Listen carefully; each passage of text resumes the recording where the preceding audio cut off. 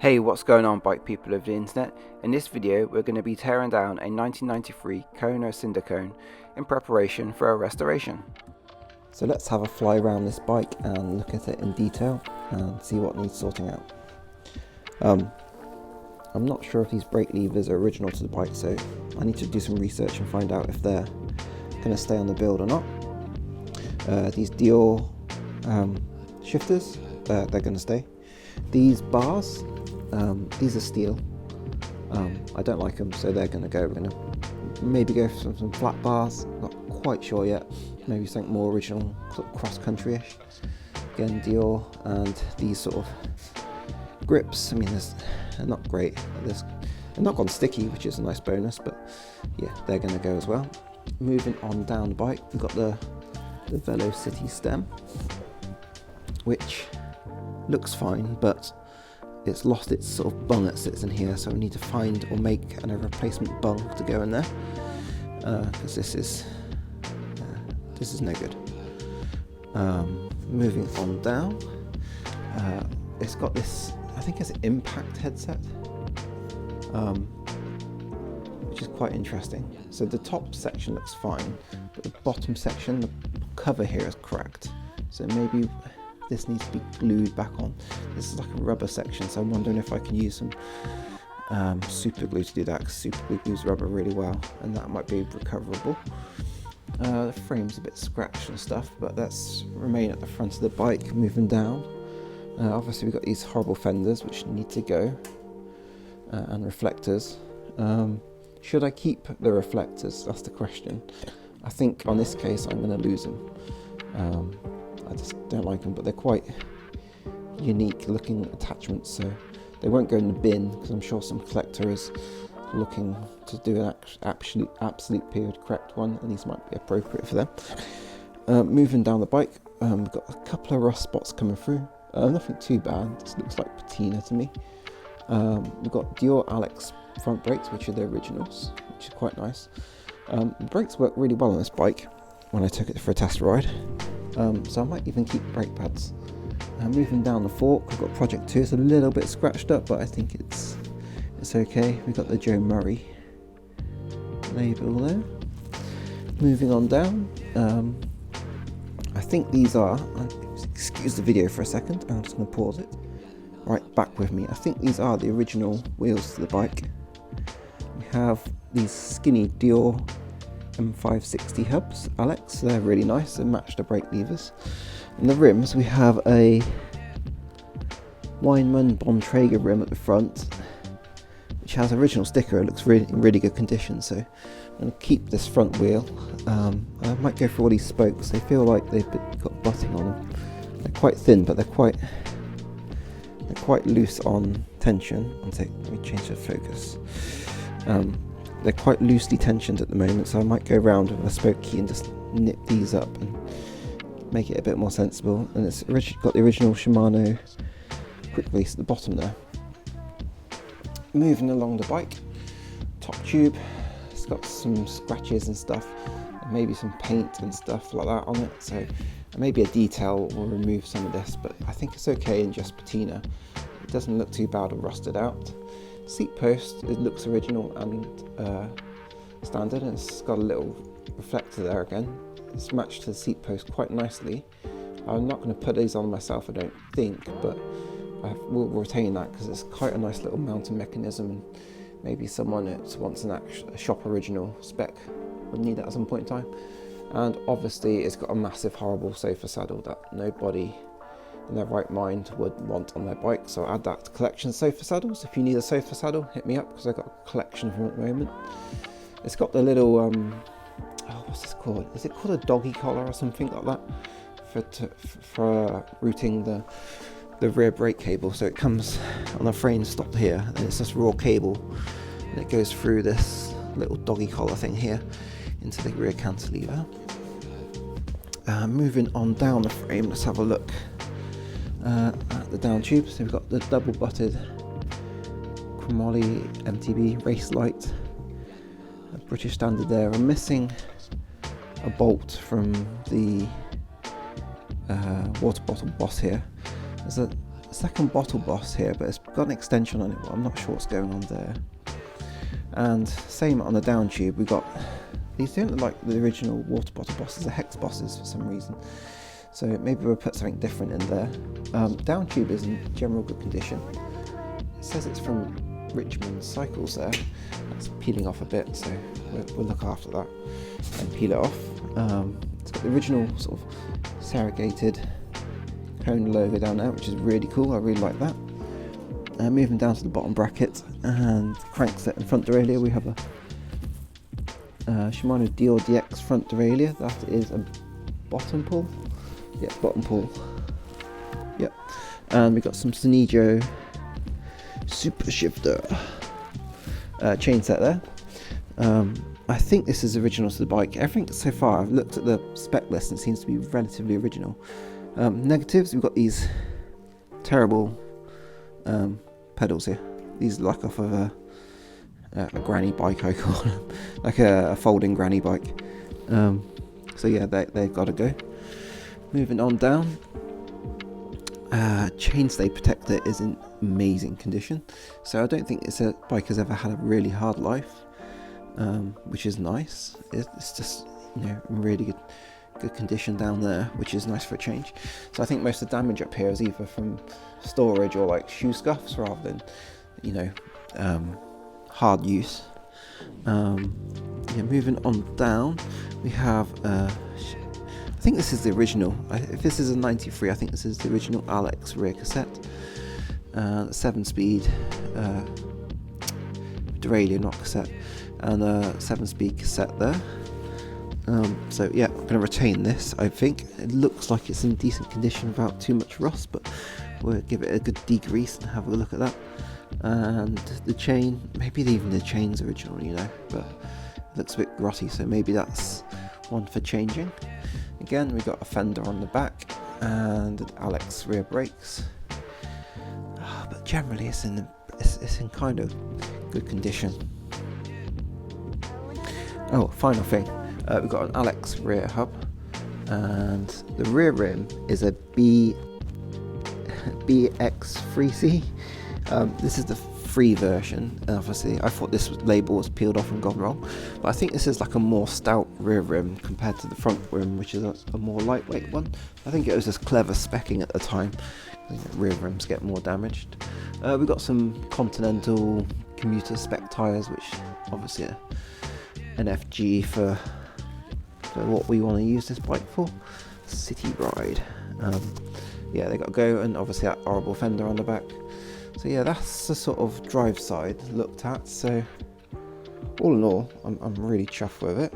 I think it can be a cool project. Let's flip it around to the non-drive side.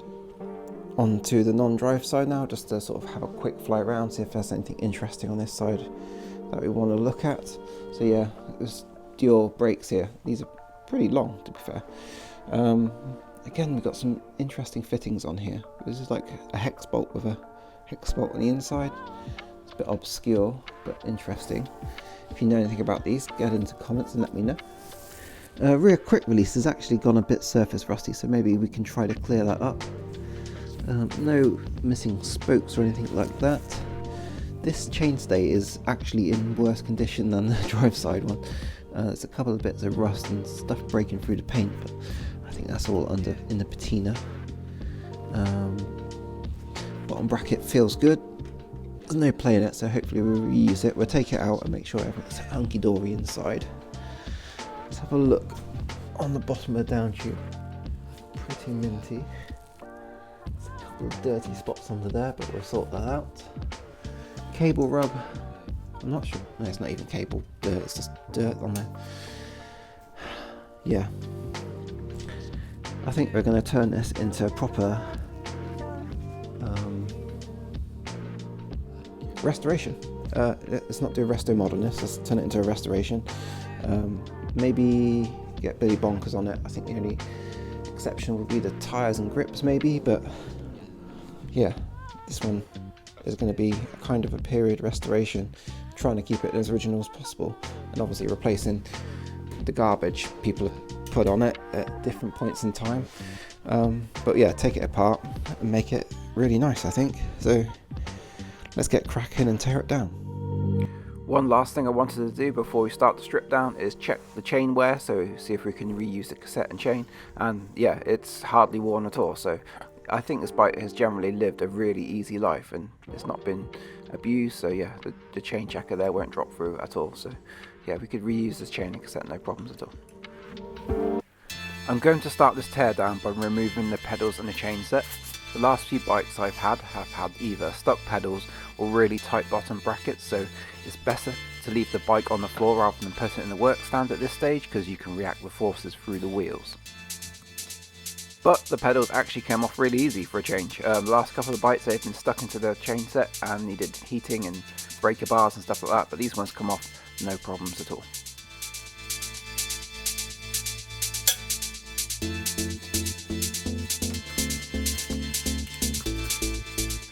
I'm going to break the chain before I remove the chain set, but I'm going to retain the chain. I'm not 100% sure if I'm going to reuse it or not. I'm going to give it a good clean up and see what it looks like afterwards. The chain set has these little silver caps and I'm really keen on reusing them. A screwdriver wouldn't quite fit into the gap there, so I'm having to use a knife. This is just a little paring knife I use in my garage. They come off no problems at all, but it was quite crusty and dusty under there.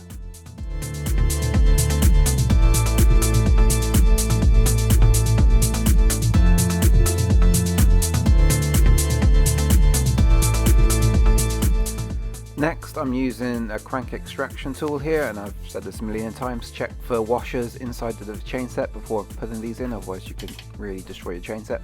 And make sure that it's really home tight using a spanner, so there's no sort of dirt or grit in there stopping it going in fully and getting full-fledged engagement. This chain set was actually on the bottom bracket really tightly, and I think at some point the bottom bracket's been changed, which you'll see in a bit. But it come off fine in the end. It was just a lot of force to remove it. On to the non-drive side next, and yeah, removing this little pesky cap again. It'd be easy to reinstall them, but as you can see, when I pry it off, there's quite a lot of dust and funny stuff coming out of there. It's not been undone in a long time.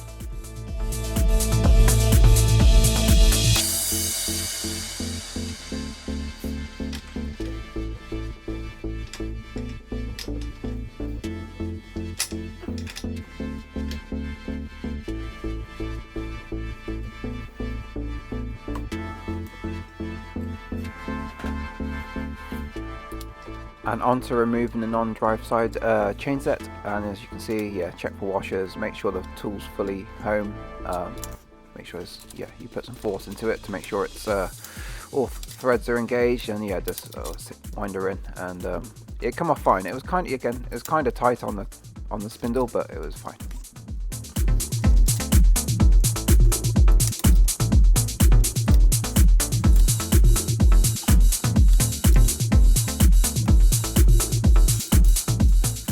Bottom bracket next, and yeah, starting on the non-drive side just because that's the way the bike is around. I'm not sure if there's a better or worse way to do it. I was expecting this side to have the cartridge bearings in it, but at some point I think this bottom bracket has been upgraded to a more modern standard. Yeah, so I was expecting the cartridges to come out this side, but it didn't. So yeah, it's a more modern style, and I'm still not sure which year they switched around the bottom brackets for Shimano. I think it must have been sort of the mid-90s, sort of 94, 95, 96, and changed the side, which has the sort of the bearings built into it. But yeah, this is a more modern style bottom bracket, and as you can see, it's a UN51. I'm pretty sure that's the late 90s style, if I remember right. Let me know in the comments if you know about years and bottom brackets, because it's a bit of a grey area for me. But yeah, let's have a look in the bottom bracket shell, and look how clean it is in there. The last couple of bikes I've had have been sort of rusty and gunky, and there's water in there and all sorts of stuff, and the bottom bracket's been stuck, but this one's a minter. It's so nice to have like a well prepared bottom bracket for a change instead of having to fight it.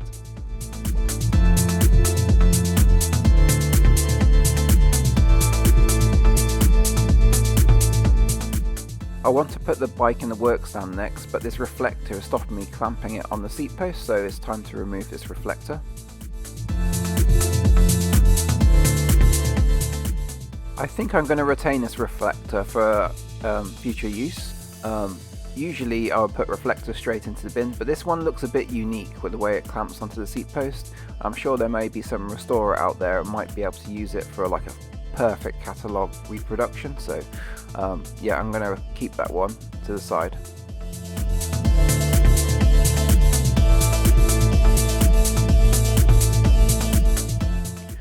And with the reflector removed, we can clamp the bike into the work stand and yeah, get the teardown underway thoroughly.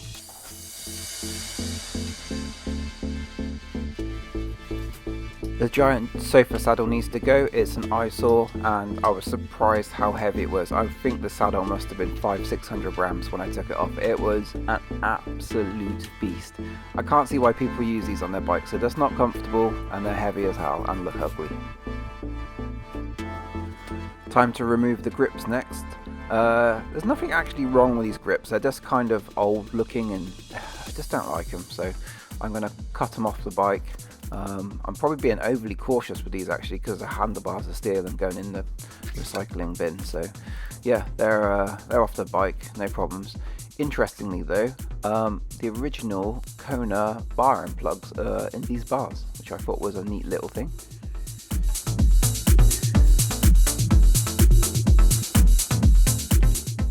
And it was a case of repeating the same process on the opposite side, and again there's a Kona bar end plug.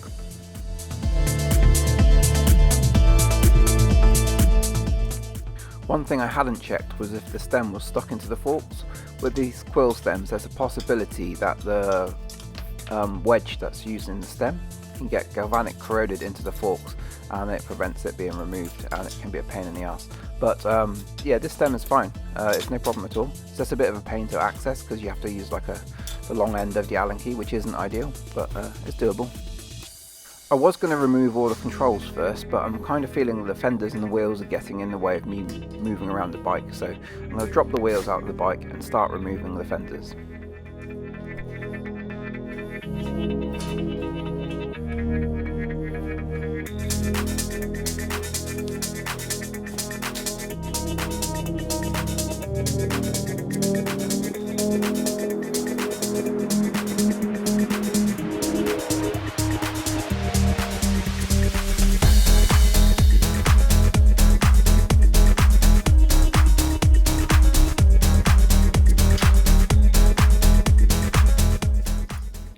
So yeah, let's get rid of the fenders.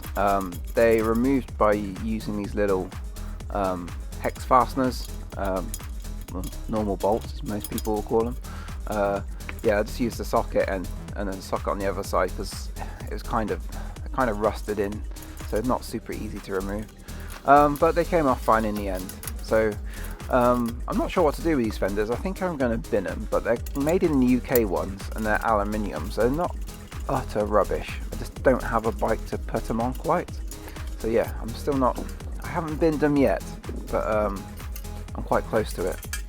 Onto the top section, and it's kind of integrated into the front reflector, and it's again a bit of a unique characteristic I feel like to this Kona Cinder cone. So I was keen to remove the fender, and it also unlocks the front reflector, so yeah, I'll retain that for now. So if anybody's desperate for like period correct catalogue spec reflectors for the Kona, let me know. I think I'll probably just give them away. Not sure yet, but that's what I'm tempted to do. The rear fender's even more fiddly because it's got an additional mounting point, so you've got the two in the eyelets around the dropouts at the back here, and there's a central one by the brake bridge on the seat stays. There's a third point down at the bottom of the chain stays near the bottom bracket. So yeah, it's just fiddly. They're all kind of tapped into the frame and with bolts on the other side, so it's all far from ideal, but yeah, we'll get it off no problems in the end.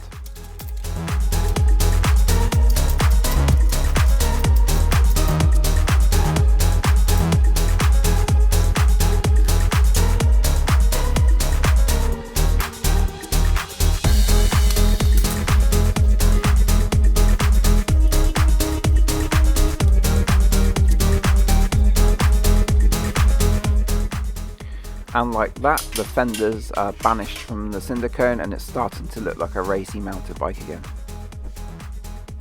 So next up, I'm going to cut all the cables and remove the shifters, derailleurs and brake levers, so I can sort of get to a clean frame.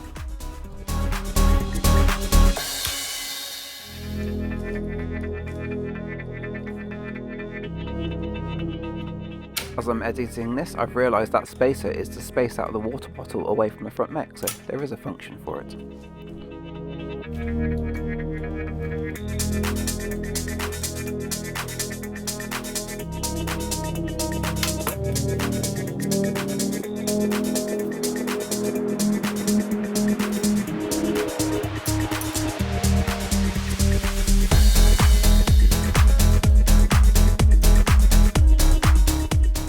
Now this is a question I'm putting out there to all the Kona experts and my viewers and anybody else who might have some expertise in these.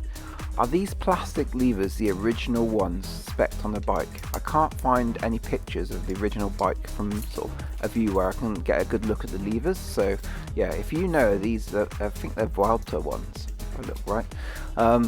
Yeah, if these are the correct ones for the bike, let me know in the comments please, because I'm trying to get these period-ish correct levers on this bike. I'm not sure whether to retain these or not. If they're the originals, I'll reuse them, but if they're not, I'll find an alternative. The Dior thummies, I'm definitely retaining these. I've never actually used like a high quality thumb shifter before. I've had thumb shifters on bikes as a kid, but they were plastically and clicky and horrible, but these ones in use, they feel amazing. So I'm really keen to retain these thumb shifters. I really like the actuation, and you can switch them off from index to like non-indexed, I don't know, friction shifting. So they're super cool. I'm super keen to retain these. Again, with the idea of retaining things, the Alex canties. I think these are some of the best looking canties that you could possibly get. I think they look super cool in the black with the little Dior Alex logo. They're really elegantly cast and machined. I'm not sure, I'm pretty sure they're sort of cast. But yeah, I'm super stoked with these. I've actually considered them for other bikes before, but yeah, I think I've almost bought some on eBay before for the price I paid for this entire bike. So yeah, I'm really stoked to have these on the bike.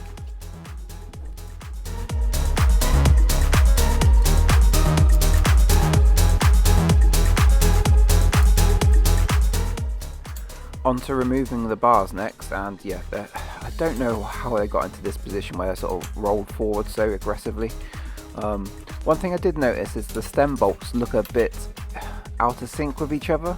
I'm going to really carefully explore the stem when I'm doing the restoration, because one bolt seems to stick out a bit more than the other, so I'm going to make sure they're the same bolt and someone's not just snuck something in there.